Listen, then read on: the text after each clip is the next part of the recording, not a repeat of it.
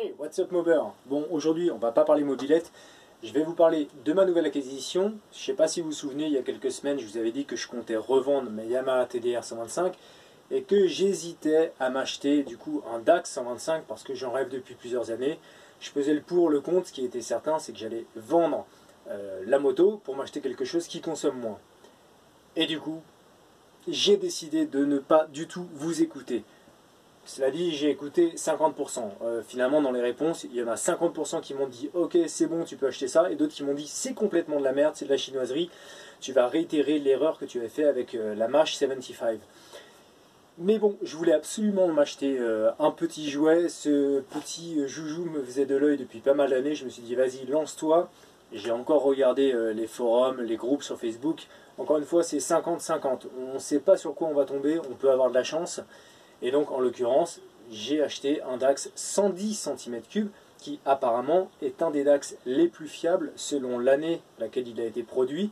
Et dans cette cylindrée, manifestement, c'est celui qui fonctionne le mieux et qui est le plus fiable. Mais je vous le présente.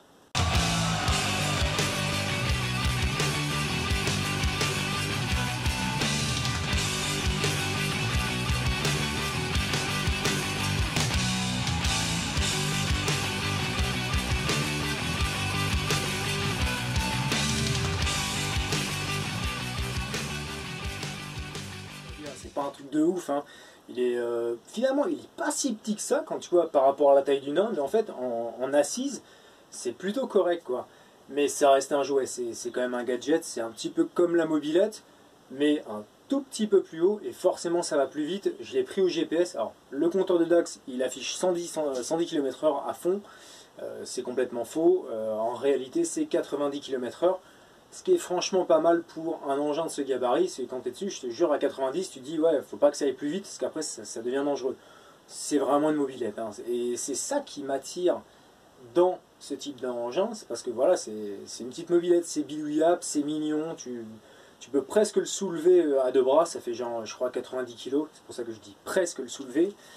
C'est mignon, moi vraiment ça m'attire, donc voilà, on fait le pari, on va jusqu'au bout, je vais jusqu'au bout de mes rêves, et donc j'ai enfin acquis cet engin. Ouais, on peut dire que ça fait pas mal de temps qu'elle me fait de l'œil cette petite bécane, ce petit DAX.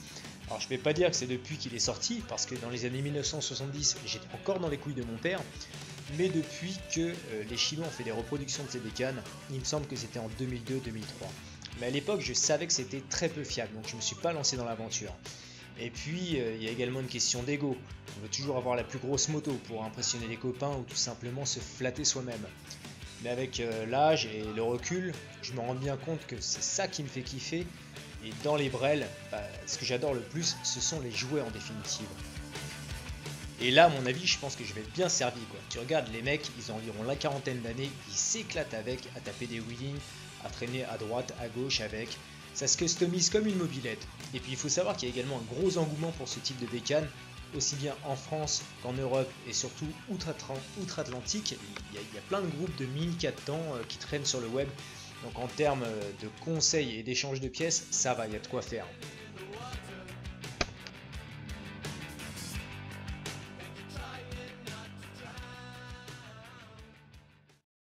Faut que je vous montre à quoi ça ressemble quand on l'essaye, quelle position on a dessus. Donc avec ma femme, voilà, je lui ai fait tester, elle sait passer les vitesses, et puis moi aussi. Alors ce qui est vraiment génial, c'est que moi qui m'entraîne à faire des wheelings avec le scooter qui est complètement pété, là c'est l'idéal, quoi. Tu t'envoles en un rien de temps, je vous laisse voir. Moi je veux ça.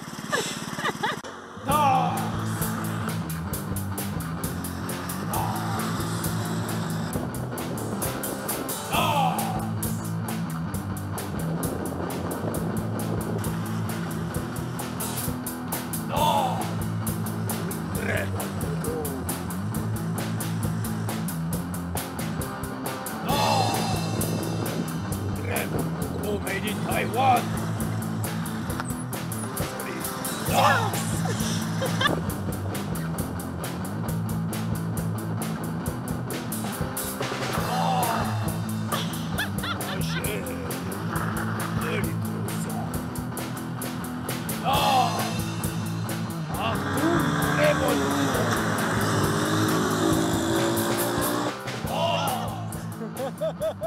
pour le moment, il n'est pas foufou le Dax. Il est mignon, voilà, il est bleu tout d'origine. Mais dans l'idée, j'aimerais faire un truc genre un peu comme les Dax customisés façon japonaise ou américaine, quoi. Tu sais, pas forcément bas, mais avec des grosses roues, une petite gueule bien sympa. Enfin, pousser un petit peu la customisation. Donc du coup, dans le prix du Dax, je l'ai acheté 800 €, le prix auquel j'ai vendu ma TDR. Je pensais la vendre un peu plus, mais peut-être que j'en demandais trop. Donc finalement, lui, il ne m'a rien coûté. Et dans la customisation, du coup, j'ai acheté des pièces pour le customiser. Donc je vais vous montrer toutes ces pièces. Déjà, on va commencer par changer un petit peu les gommards. Donc je vais acheter deux gros gommards à l'arrière. Enfin, un gros gommard pour l'arrière, bien large et bien épais, pour que vraiment ils soient un petit peu surélevés. Et pareil à l'avant, un petit peu moins épais, parce que sinon ça risque de frotter la fourche. Histoire que ça lui fasse un bruit sympa, je lui ai acheté un petit pot d'échappement. Bon, rien de fou, hein, c'est juste une cartouche et un tube. Hein. Pour les 4 temps, on ne peut pas parler de performance dans un pot d'échappement, mais voilà, ça va lui donner un petit peu plus d'attrait. J'ai également chopé une petite selle, bien mignonne, style Café Racer.